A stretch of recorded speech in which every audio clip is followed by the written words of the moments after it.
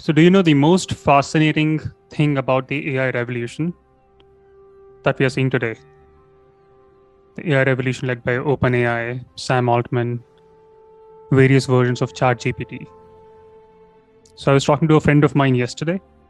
He is the vice president at an investment bank called Goldman Sachs in New York City.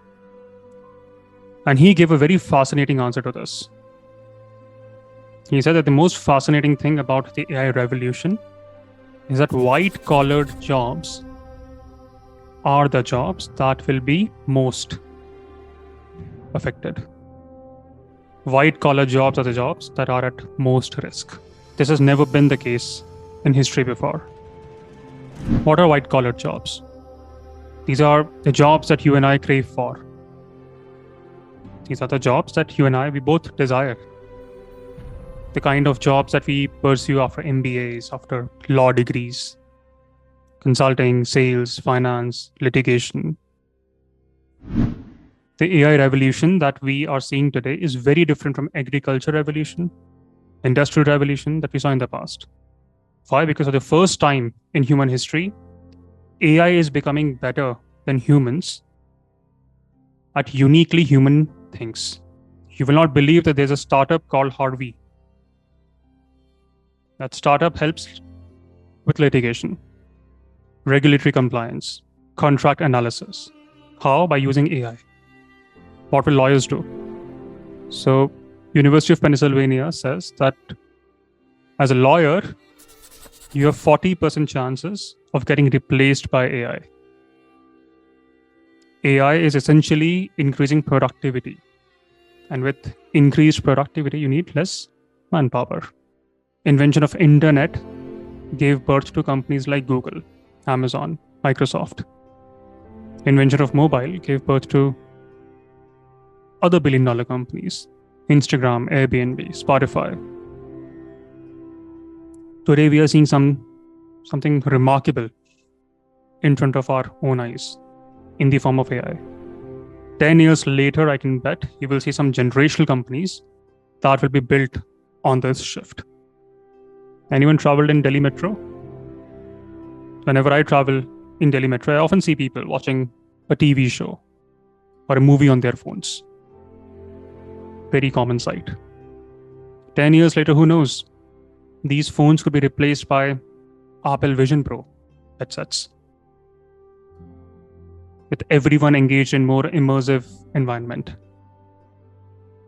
Even during their commute in Delhi Metro, they will perhaps have the best seat that they can get in any theater today to watch any movie. Is it all good? This can also have consequences. Think about robberies or stealings that can take place when you are engaged in that immersive experience. Think about the social upheavals that can take place. When people who take loans over ₹1 crore to study in good universities, they can't find jobs.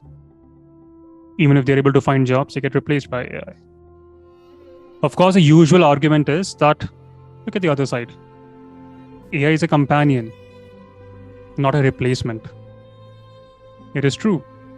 But for how long? Today, when I invest in startups, I hire few analysts to do number crunching for me, to look at the annual reports, figure out certain data points, historical evidences, so on and so forth.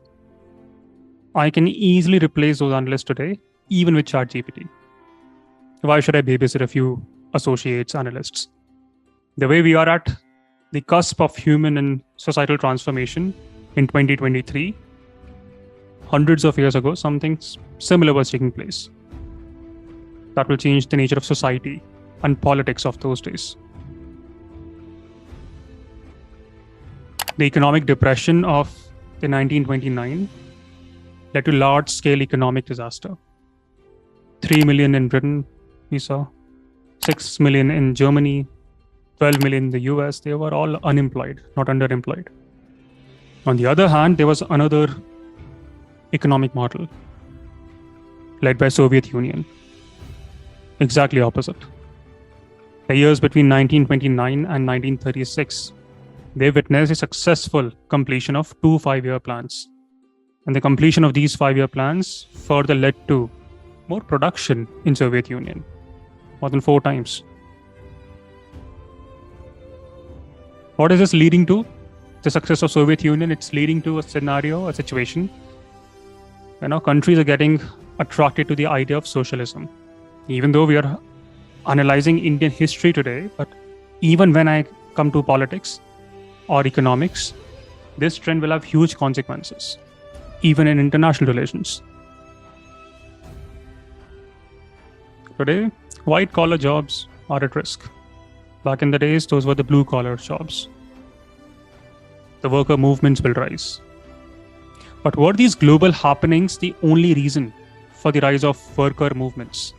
What could be the other reasons? Of course, there's Great Depression in the US. Of course, we are seeing a good model of economic growth in Soviet Union. The workers are united. Any movement is a collective response. So many people collect together to desire a change, be it social, economic, political. Any movement, look at any movement, it's a collective response. Therefore, it becomes a movement. And that collective movement, a collective response, can only succeed if the population is politicized.